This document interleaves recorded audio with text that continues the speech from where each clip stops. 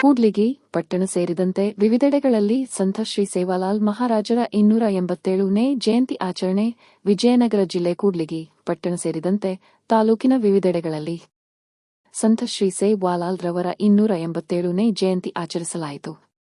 ಪಟ್ಟಣದ ತಾಲೂಕು ಆಡಳಿತ ಸೌಧದಲ್ಲಿ ಬಂಜಾರ್ ಸಂಘದ ಅಧ್ಯಕ್ಷರಾದ ಎಂ ವಾಸುದೇವನಾಯ್ಕ ಹಾಗೂ ತಾಲೂಕಿನ ವಿವಿಧೆಡೆಯ ತಾಂಡಗಳಿಂದ ಆಗಮಿಸಿದ್ದ ಬಂಜಾರ ಸಮುದಾಯದ ಮುಖಂಡರು ಮತ್ತು ತಾಲೂಕು ಪಂಚಾಯಿತಿ ಕಾರ್ಯನಿರ್ವಹಣಾಧಿಕಾರಿ ನರಸಪ್ಪರವರ ನೇತೃತ್ವದಲ್ಲಿ ಹಾಗೂ ತಾಲೂಕಾಡಳಿತ ಸಿಬ್ಬಂದಿಯವರು ಉಪಸ್ಥಿತಿಯಲ್ಲಿ ಸಂತ ಸೇವಾಲಾಲ್ ಜಯಂತಿ ಆಚರಿಸಲಾಯಿತು.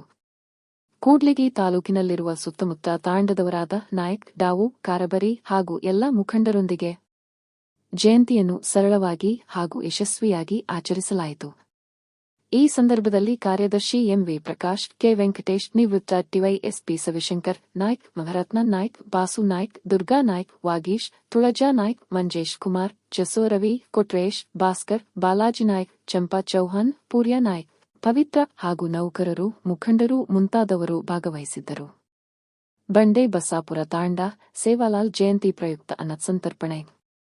ಸಂತ ಶ್ರೀ ಸೇವಾಲಾಲ್ ಮಹಾರಾಜರವರ ಮಹಾರಾಜರ 287ನೇ ಜಯಂತಿ ಪ್ರಯುಕ್ತ ತಾಲೂಕಿನ ಶಿವಪುರ ಗ್ರಾಮ ಪಂಚಾಯಿತಿ ವ್ಯಾಪ್ತಿಯ ಬಂಡೆ ಬಸಾಪುರ ತಾಂಡದಲ್ಲಿ ತಾಂಡ ಸಮಸ್ತ ಜನತೆಗಾಗಿ ಅನ್ನಸಂತರ್ಪಣೆ ಸೇವೆಯನ್ನು ಸಮಾಜ ಸೇವಕಿ ಹಾಗೂ ಜಿಪಂ ಕ್ಷೇತ್ರದ ಸ್ಪರ್ಧಾಕಾಂಕ್ಷಿ ಮತ್ತು ಕಾಂಗ್ರೆಸ್ ಪಕ್ಷದ ಮಹಿಳಾ ಮುಖಂಡರಾದ ಚಂಪಾರವರು ಆಯೋಜಿಸಿದ್ದರು. ಆರಂಭದಲ್ಲಿ ಗ್ರಾಮದ ಮುಖಂಡರು ಸಂತ ಸೇವಾಲಾಲ್ ರವರ ಭಾವಚಿತ್ರಕ್ಕೆ ಪೂಜೆ ಸಲ್ಲಿಸಿ ಗೌರವ ನಮನ ಸಲ್ಲಿಸಿದರು. ನಂತರ ಬಂಡೆ ಬಸಾಪುರ ತಾಂಡದಲ್ಲಿ ಸಂತ ಶ್ರೀ ಸೇವಾಲಾಲ್ ಮಹಾರಾಜರ ಭಾವಚಿತ್ರ ಹೊತ್ತ ವಾಹನದೊಂದಿಗೆ ಗ್ರಾಮದ ಹಿರಿಯರ ನೇತೃತ್ವದಲ್ಲಿ ನೂರಾರು ಯುವಕರು ಮೆರವಣಿಗೆ ಮೂಲಕ ನಮ್ಮ ತಾಂಡದ ಪ್ರಮುಖ ಗಲ್ಲಿಗಳಲ್ಲಿ ಸಂಚರಿಸಲಾಯಿತು. ಸಮಾಜದ ಎಲ್ಲಾ ಗುರು ಹಿರಿಯರು ಹಾಗೂ ಬಂಜಾರ ಸಮುದಾಯದ ನೌಕರರು, ವಿವಿಧ ಜನಪ್ರತಿನಿಧಿಗಳು, ವಿವಿಧ ಸಂಘ ಸಂಸ್ಥೆಗಳ ಪದಾಧಿಕಾರಿಗಳು, ಗ್ರಾಮಸ್ಥರು, ತಾಂಡದಲ್ಲಿನ ಸಮಾಜದ ಮಹಿಳೆಯರು, ಮಕ್ಕಳು ಶ್ರೀ ಸಂತ ಸೇವಾಲಾಲ್ ಜಯಂತಿಯಲ್ಲಿ ಭಾಗಿಯಾಗಿದ್ದರು. ವಿ. ಜಿ. ಋಷಭೇಂದ್ರ ಕೂಡ್ಲಿಗಿ. जय जय मरियम याडी के जय जय राम बाबू महाराज के जय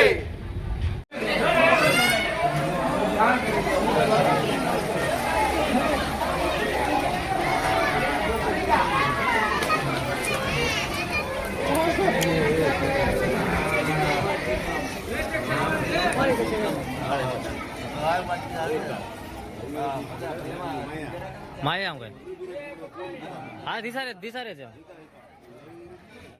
अरे भैया ना दाल खाना ये मेरा जय वो तुम्हें मैं दाल वाले मेरे खाना रे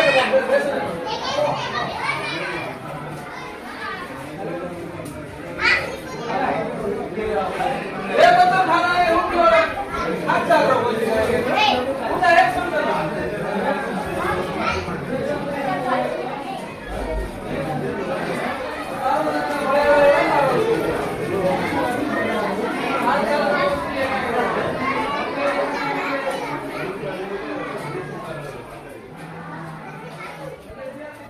ಎಲ್ಲಿ ಏನೇ ಇರ್ಬೋದು, ಅವ್ರ ಹುಟ್ಟು ಎಲ್ಲಿ ಆಗಿತ್ತು, ಎಲ್ಲಿ ಬಂದು ಸಮಾಜವನ್ನು ಹೇಗೆ ಕಟ್ಟಿದ್ರು ಅನ್ನೋದಕ್ಕಿಂತ ಕೆಲವೊಂದು ವಿಚಾರಗಳನ್ನ ಹೇಳಿದ್ರು.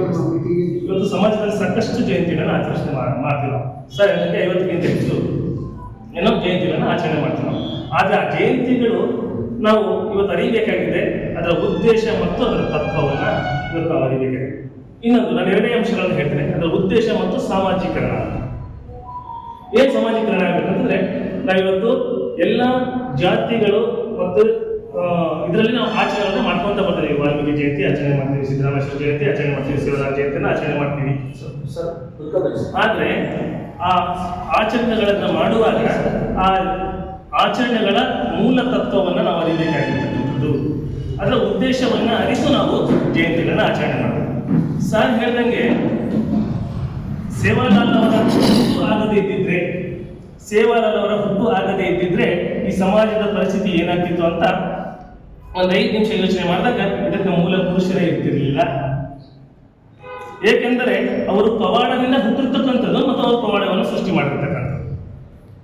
ನಾವು ಸೇವಾಲಾಲರ ಆರಾಧನೆಯೊಂದಿಗೆ ಮಾರಮ್ಮ ತಾಯಿಯನ್ನು ಕೂಡ ನಾವು ಅದರ ಪಕ್ಕದಲ್ಲಿ ಪೂಜೆ ಮಾಡ್ತೀವಿ. ಮಾರಮ್ಮ ದೇವಿಯ ಒಂದು ಆಶೀರ್ವಾದದಿಂದ ಹುಟ್ಟಿರ್ತಕ್ಕಂಥ ಒಂದು ಮಗ ಸೇವಾಲಾಲ್ ಅವರು. ಅವರ ಹುಟ್ಟು ಈ ಸಮಾಜದ ಒಂದು ಅತ್ಯಂತ ದೊಡ್ಡ ಕೊಡುಗೆ. ಅವ್ರು ಒಂದು ಘಟನೆ ನಮ್ಮ ಭಜನೆಯಲ್ಲಿ ಅವ್ರು ಹೇಳ್ಕೊಂತ ಹೋಗ್ತಾರೆ. ದಗಡಪಾನೇರ ಥಳಿಬನ ಕಲ್ಲಿನ ಒಂದು ನಗಾರಿಯನ್ನು ಕಟ್ಟಿದ್ರು, ಅದು ಸಾಗುವನಿ ಎಲೆಯಿಂದ ತಟ್ಟೆಯನ್ನ ಮಾಡಿದ್ರು, ಮಣ್ಣಿನ ಮಟ್ಟಿಯಿಂದ ಅವರು ಖೀರನ್ನ ಮಾಡಿದ್ರು ಅಂತೇಳಿ. ಯಾಕೆ ಮಾಡಿದ್ರಂದ್ರೆ ದನಗಳನ್ನ ಮೇಯಿಸ್ಕೊಂಡು ಅಡವಿಯಲ್ಲಿ ಹೋಗ್ತಾ ಇರ್ಬೇಕಾದ್ರೆ ಎಲ್ಲರೂ ಬುತ್ತಿ ಕಟ್ಕೊಂಡು ಬರ್ತಿದ್ದಂತೆ ಸ್ನೇಹಿತರು, ಸೇವಾಲಾಲ್ ಮಾತ್ರ ಬುತ್ತಿ ಕಟ್ಕೊಂಡು ಹೋಗ್ತಿರ್ಲಿಲ್ಲ. ಯಾಕಂತಂದ್ರೆ ಅವ್ರದ್ದು ಪವಾಡ ಪುರುಷರಾಗಿದ್ರು. ಮಾರಮ್ಮ ದೇವಿ ಆಶೀರ್ವಾದದಿಂದ ಹುಟ್ಟಿರ್ತಕ್ಕಂಥ ಮಗು ಒಂದು ಪವಾಡವನ್ನು ಸೃಷ್ಟಿಸ್ತಾನೆ.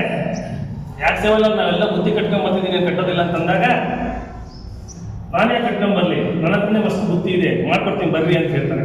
ಅವಾಗ ತನ್ನ ಪವಾಡದಿಂದ ಖೀರನ್ನ ಮಾಡ್ತಾನೆ, ನೀರಿನಿಂದ ಹೋಮವನ್ನು ಮಾಡ್ತಾನೆ.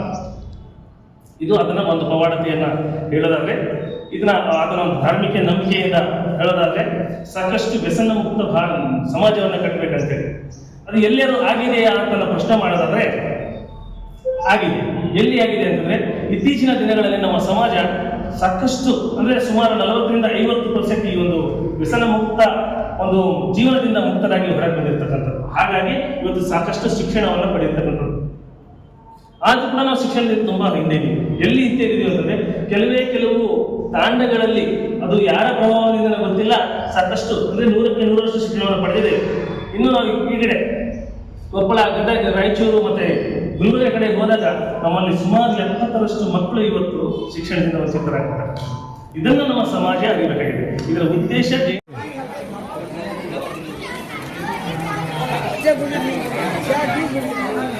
ತಂಬ್ಯಾಮ್ ಗಲ್ಲ ನೀನು ಒಂದಂಗೆ ತಂಬ್ಯಾಮ ಬರಲ್ಲ ನೀ ಏ ಕಡೆ ಬ್ರೇಕ್ ಏ ಖರೆ ಮಾವೆ ಕೊನೆ ಹಾಗೆ